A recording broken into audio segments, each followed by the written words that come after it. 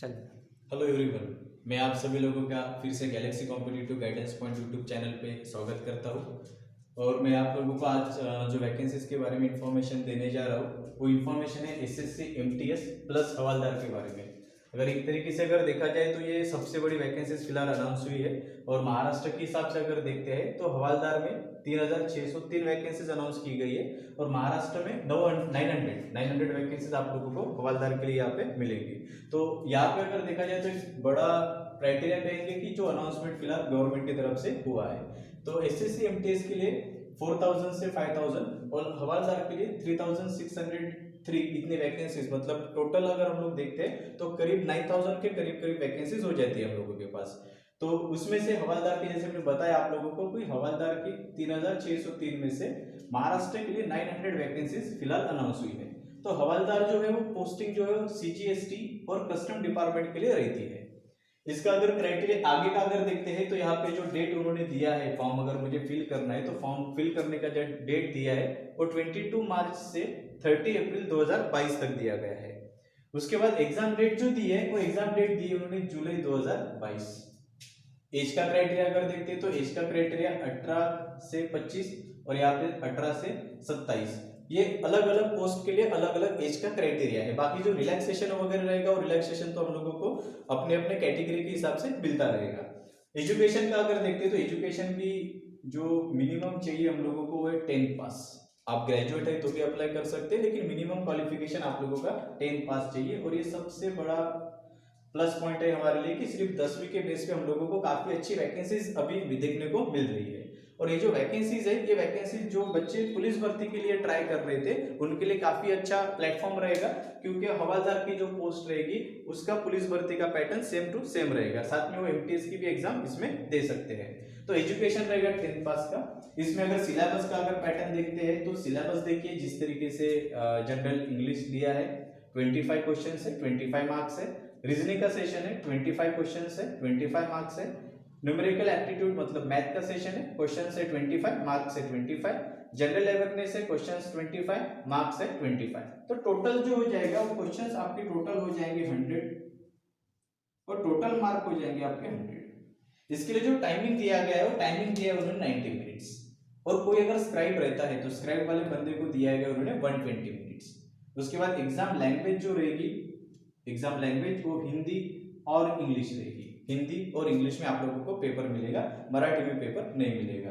उसके बाद negative marking की अगर बात करते हैं तो नेगेटिव मार्किंग आपका 1/4 रहेगा। मतलब अगर 4 सवाल अगर आपके गलत होते हैं तो उसमें से 1 मार्क आपका कम हो जाएगा। तो इस तरीके से इस सेशन का सिलेबस का पैटर्न आप लोगों को मैंने बता दिया। उसमें जो एग्जाम का लैंग्वेज है या टाइम ड्यूरेशन है या नेगेटिव मार्किंग है, यहाँ तक हम लोगों ने सारी चीजें देख ली है। उसके बाद सेकंड पेपर रहेगा, ये हम लोगों का एमसीक्यू पेपर है। एमसीक्यू पेपर रहेगा, ऑब्जेक्टिव टाइप पेपर रहेगा आप लोगों का। उसके बाद सेकंड पेपर जो रहेगा वो डिस्क्रिप्टिव पेपर रहेगा। तो डिस्क्रिप्टिव पेपर जो है वो सिर्फ क्वालिफाइंग पेपर है। क्वालिफाइंग पेपर मतलब आपका जो सिलेक्शन रहेगा वो सिलेक्शन सिर्फ इसके ऊपर डिपेंड करेगा, मतलब ऑब्जेक्टिव टाइप के स्कोरिंग के ऊपर डिपेंड करेगा, ना कि इसके ऊपर। तो डिस्क्रिप्टिव पेपर सिर्फ क्वालिफाइंग रहेगा। ये इसलिए लिया जा रहा है कि आप लोगों को लिखना आता है या नहीं आता है, पढ़ना आता है कि नहीं आता है, इसलिए ये डिस्क्रिप्टिव का पेपर सिर्फ लिया जा रहा है। डिस्क्रिप्टिव को आपको डर के सॉल्व करने की जरूरत नहीं है, क्योंकि डिस्क्रिप्टिव सिर्फ क्वालिफाइंग पेपर रहेगा आप लोगों का। आपका सिलेक्शन रहेगा ऑब्जेक्टिव टाइप के पेपर के ऊपर। तो डिस्क्रिप्टिव में क्या पूछेंगे, तो एक लेटर राइटिंग और एक एसे राइटिंग, इस तरीके से 2 सेशन रहेंगे। आप अगर महाराष्ट्र से बिलोंग करते हो तो आप लोग एसे राइटिंग और लेटर राइटिंग मराठी में भी लिख सकते हैं। वैसे उन्होंने काफी सारे लैंग्वेजेस मेंशन की है, हिंदी, इंग्लिश, मराठी, अलग अलग स्टेट के लिए अलग अलग लैंग्वेजेस उन्होंने मेंशन की है। लेकिन हम लोग मराठी में भी अगर महाराष्ट्र से तो हम लोग मराठी में भी इस पेपर को दे सकते हैं, या इंग्लिश या हिंदी में भी डिस्क्रिप्टिव लिख सकते हैं। और यहाँ पे फिर से मैं बात बताना चाहूंगा कि ये सिर्फ क्वालिफाइंग पेपर रहेगा, इसके स्कोर का आपकी सिलेक्शन से कोई भी लेना देना नहीं रहेगा। आगे चलते हैं, जो भी बच्चे हवालदार की पोस्ट देंगे, जो भी लड़के हवालदार की पोस्ट देंगे उनके लिए फिजिकल रहेगा। और फिजिकल भी कोई बड़ी डील दिखने के लिए मुझे यहाँ पे फिजिकल एकदम नॉमिनल उन्होंने दिया है। जैसे वॉकिंग अगर करना है तो मेल के लिए वॉकिंग दिया है 1600 मीटर का दिया है, और 13 मिनट में 1600 मीटर मुझे कवर करना है। फीमेल मेंबर अगर है तो 1 किलोमीटर जाना है मुझे 20 मिनट्स में। उसके बाद साइकिलिंग है, साइकिलिंग उन्होंने दिया है 8 किलोमीटर जाना है 30 मिनट्स में, और 3 किलोमीटर जाना है मुझे 25 मिनट्स में। उसके बाद साइकिलिंग जो है, साइकिलिंग किसी किसी डिपार्टमेंट के लिए कंपलसरी नहीं है, किसी किसी डिपार्टमेंट के लिए कंपलसरी है। आप जब फॉर्म फिल करोगे, आप अगर वहां पे प्रोसेस करते हो तो वहां पे इसी फिजिकल के नीचे एक लाइन उन्होंने मेंशन की है कि किस डिपार्टमेंट के लिए कंपलसरी है, किस डिपार्टमेंट के लिए कंपलसरी नहीं है। तो फिजिकल का एक क्राइटेरिया उन्होंने फिलहाल यहाँ पे दिया गया है। तो यहाँ तक मैंने आपको सारी चीजें एकदम क्लियर कट बता दी है। आगे की इंफॉर्मेशन की तरफ अभी फिर से चलते हैं हम लोग। तो देखिए, हम लोगों ने जहां तक इंफॉर्मेशन देखी थी उसके बाद फिर से आपको आगे लेके चलता हूँ। अगर मुझे फॉर्म अगर फिल करना है तो कम से कम 72 पोस्ट हम लोगों को वहां पे दी गई है, जिसमें एसएससी एमटीएस की भी पोस्ट है और प्लस हवलदार के भी पोस्ट है। तो एसएससी एमटीएस तो ऑलरेडी कंटिन्यू था ही हमारे पास, इसके पहले भी जगह निकल ही रही थी। इस बार सिर्फ हवलदार का एक जो है ये पोस्ट ऐड किया गया है, ठीक है। तो हम लोगों को 72 पोस्ट दी है और मुझे 72 पोस्ट सभी के सभी प्रेफरेंसेस में डालना है, ठीक है। तो जैसे मान लीजिए अगर मैं महाराष्ट्र से बिलोंग अगर करता हूं तो महाराष्ट्र में मुंबई हवलदार कस्टम जो डिपार्टमेंट है उसमें सबसे ज्यादा वैकेंसीज है, तो मैं पहला प्रेफरेंसेस मुंबई को देता हूँ, सेकंड पुणे को देता हूँ, थर्ड नागपुर को देता हूँ, फिर मुंबई को देता हूँ। इस तरीके से आपको सभी 72 प्रेफरेंसेस देते हुए जाना है। अगर आप सीजीएसटी में प्रेफरेंसेस देने के बाद अगर आगे अगर आप देखते हैं कि आप एमटीएस को प्रेफरेंसेस देना चाहते हैं तो आप एमटीएस को भी प्रेफरेंसेस दे सकते हैं। तो इस तरीके से आपको सीक्वेंस वाइज सभी 72 पोस्ट को अप्लाई करना है। मेरा सजेशन ये रहेगा कि आप जिस स्टेट से बिलोंग करते हैं उस स्टेट में आप लोग सबसे पहले प्रेफरेंसेस डालिए, उसके बाद आजू बाजू लग के जो प्रेफरेंसेस है जो स्टेट है उनके प्रेफरेंसेस आप डालिए। जैसे कि मैंने लिखा है मुंबई पुणे नागपुर मुंबई, आप गोवा डाल सकते हैं 5th नंबर पे, गोवा लग के हम लोगों को तो गोवा कैरी कर सकते हैं। या जिस पोस्ट को आप सबसे ज्यादा पसंद करते हैं या जिस पोस्ट के लिए आपको चाहिए उस पोस्ट का प्रेफरेंसेस आप सबसे पहले डाल दीजिए, उसके बाद बाकी पोस्ट आप कंटिन्यू कर सकते हैं। तो जैसे हवलदार का डालने के बाद आप एमटीएस की भी प्रेफरेंसेस 72 सभी के सभी डालना है। अगर आप समझ लीजिए 4-5 ही अगर प्रेफरेंसेस डालते हैं तो आप सिर्फ 4-5 के हिसाब से ही आपका कट ऑफ लगेगा, उसी में आप लोगों को सोचा जाएगा सिलेक्शन के लिए। तो आप लोगों को एक भी बॉक्स फिल करते समय सभी के सभी पोस्टिंग हम लोग को वहां पे डालना है, एक भी बॉक्स हम लोग खाली नहीं रखेंगे। तो 72 सारी की सारी पोस्ट आप लोगों के वहां पे फिल करते हुए चलना है। तो ये हम लोगों का प्रेफरेंसेस का क्राइटेरिया, ठीक है। इस तरीके से आपको फॉर्म फिलअप करते हुए चलना है प्रेफरेंसेस के बारे में। एग्जाम का जो लेवल रहेगा, अगर लेवल अगर देखते हैं तो एसएससी का जो क्राइटेरिया है उसमें आपका पहला जो सबसे हार्ड एग्जाम होता है वो सीजीएल का होता है, उसके बाद सीएचएसएल का होता है और बाद में होता है एमटीएस का। तो अगर एग्जाम के लेवल अगर मैं कहूंगा तो इजी एग्जाम रहेगा जिसमें आप एमटीएस प्लस हवलदार के एग्जाम यहाँ पे दे रहे हैं। तो एग्जाम का लेवल एकदम इजी रहेगा।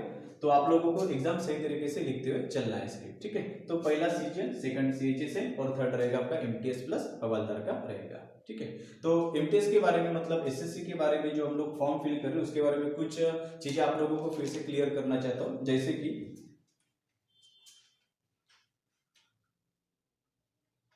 हम लोगों को अगर फॉर्म अगर फिल करना है, एसएससी का अगर फॉर्म अगर मुझे फिल करना है तो एसएससी का फॉर्म फिल करते समय ध्यान में रखना है कि जहां से डेट स्टार्ट हो रही है उसके कुछ ही दिनों में, मतलब 2-3 दिनों में या 7-8 डेज में हम लोगों को फॉर्म फिल कर लेना है। उसके बाद अगर हम लोग एंड ऑफ द डे तक जाते हैं, एंड ऑफ द डे तक जाते हैं, जैसे इसका लास्ट डेट है 30 अप्रैल, तो 30 अप्रैल तक अगर जाते हैं तो सर्वर डाउन हो जाएंगे उसके, आपके फॉर्म फिल कर पाना उस समय इम्पॉसिबल हो जाएगा। तो वहाँ पे एसएससी की जो साइड होती है उस साइड पे ऑलरेडी वो मेंशन करके देती ही आप लोगों को कि यहाँ पे हम लोग ज्यादा एंड ऑफ द डे तक सर्वर को हैंडल नहीं कर पाएंगे। तो आप लोगों को यहाँ हमेशा ध्यान में रखना है, एसएससी की कोई भी पोस्ट अगर निकलती है तो आप लोगों को जैसे डेट अनाउंस हो जाता है उसके 10-15 दिनों में फॉर्म फिल कर लेना है, एंड ऑफ द डे तक हम लोगों को नहीं जाना है। उसके बाद अगर सेकंड क्राइटेरिया अगर पॉइंट बताता हूं तो वो फी का।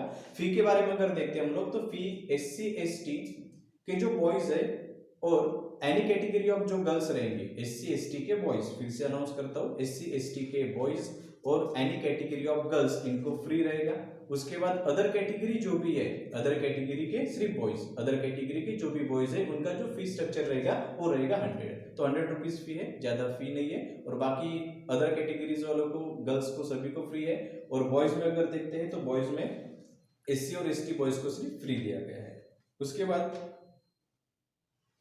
एसएससी का जो फॉर्म आप इसका एसएससी का मतलब फिलहाल मैं इसके बारे में बात कर रहा हूँ तो इसके बारे में नहीं बताने जा रहा हूँ। एसएससी का कोई भी फॉर्म अगर आप फिल करते हो तो आपको उससे सिर्फ एक बार ही भरना है। जैसे मान लीजिए अगर मैंने फॉर्म भर लिया और फॉर्म भरने के बाद समझ में आता है मुझे कि वहां पे कुछ तो भी गलत हुआ है, कुछ तो भी गलत हुआ है, तो हम लोग फिर से फॉर्म फिल नहीं करेंगे। अगर एसएससी का फॉर्म अगर आप फिर से फिल करते हो तो आप लोगों का फॉर्म रिजेक्ट हो जाता है। तो एसएससी के यहाँ पे एक बात हमेशा ध्यान में रखना है कि एसएससी का फॉर्म अगर फिल करना है तो मुझे सिर्फ एक ही फॉर्म फिल करना है। और अगर उसमें अगर कुछ करेक्शन रहता है, करेक्शन अगर मुझे कुछ करना है तो यहाँ पे उन्होंने डेट दिया है कि आप 5 मई से 9 मई तक जो भी आपका फॉर्म में करेक्शन आपको लगता है वो आप 5 मई से 9 मई तक कर सकते हैं। ठीक है, तो एसएससी का ये क्राइटेरिया आप सभी कोई भी एग्जाम, फिर आप सीजीएल भरिए, सीजीसीएल भरिए, कोई भी एग्जाम का फॉर्म भरते हैं तो हमेशा ध्यान में रखिए कि आप लोगों को सिर्फ एक ही बार फॉर्म फिल करना है। उसमें अगर कुछ इस एग्जाम के बारे में बताने जा रहा हूँ, अगर यहाँ पे फॉर्म फिल करने के बाद अगर लगता है कि यहाँ पे कुछ फॉर्म में गलती हुई है तो उस गलती को हम लोग सुधारने के लिए फिर फॉर्म फिल करेंगे। हम लोग उसको करेक्ट करने के लिए 5 मई से 9 मई के बीच में हम लोग इस फॉर्म को फिल कर सकते हैं। ठीक है, उसमें आप लोग करेक्शन कर सकते हैं इस तरीके से। आप लोगों को हवालदार के पोस्ट के लिए कुछ पॉइंट आप लोगों को फिर से रिवाइज करते हुए चल रहा हूं मैं कि जिसके जिसके थ्रू आप लोगों को सभी इंफॉर्मेशन मिल सके। तो हवालदार का जो पोस्ट आप अगर फिल करते हो तो हवालदार के पोस्ट के लिए आप लोगों को हाइट और वेट एक बार पीडीएफ में चेकआउट कर लेना है कि आपको हाइट कितना लगेगा और वेट कितना लगेगा। ठीक है, हाँ, पेपर को जब आप जाएंगे, जिस समय जिस दिन आपका पेपर है उस दिन अगर आप पेपर के लिए जाते हो तो आपको पेपर को अगर जाना है तो पेपर को जाते समय कोई भी एक जिसमें आपका डेट ऑफ बर्थ लिखा गया है वो कोई भी एक आईडी प्रूफ साथ में लेकर आप लोगों को जाना है। उसके बाद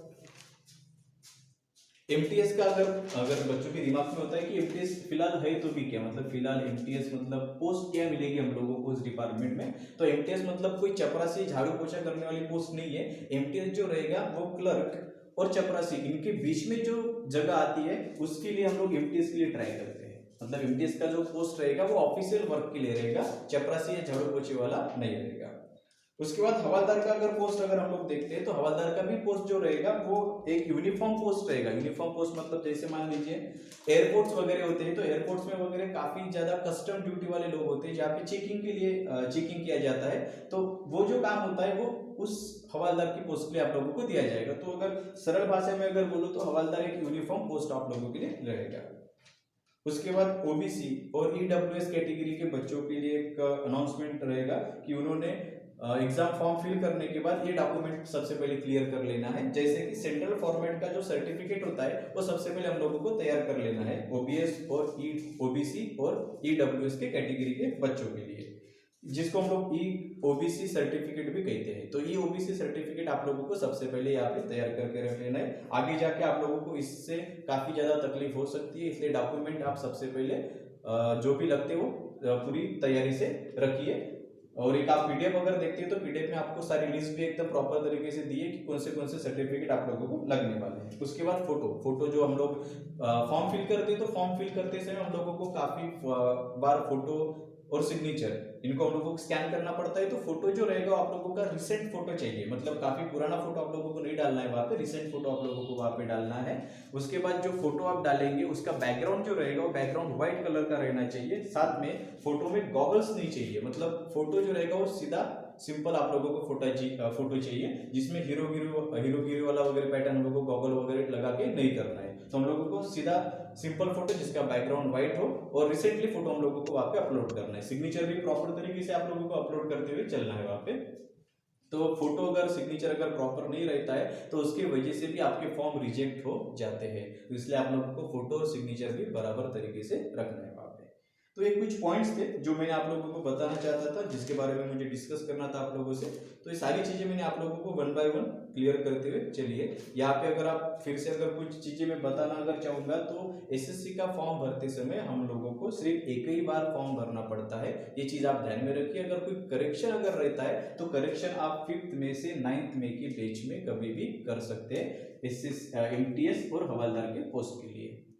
और यहाँ पे अगर मैं फिर से एक बिग अनाउंसमेंट आप सभी लोगों के लिए करना चाहूंगा, हमारे यहाँ पे जो बैचेस चलती है उन बैचेस के लिए, कि हमारे यहाँ एसएससी एमटीएस और हवालदार के और अदर डिपार्टमेंट की भी, जैसे बैंकिंग, रेलवेज, LIC डिपार्टमेंट या अदर कोई भी डिपार्टमेंट जो कॉम्पिटिटिव सेक्टर में आते हैं, उनकी बैचेस हमारे यहाँ स्टार्ट हुई है। और एंड ऑफ द मार्च तक उन बैचेस के ऊपर 40% का कंसेशन प्रोवाइड किया जा रहा है। अगर इंटरेस्टेड है तो आप मार्च के एंड के पहले आप उन बैचेस में ज्वाइन कर सकते हैं। So thanks for everyone watching this video.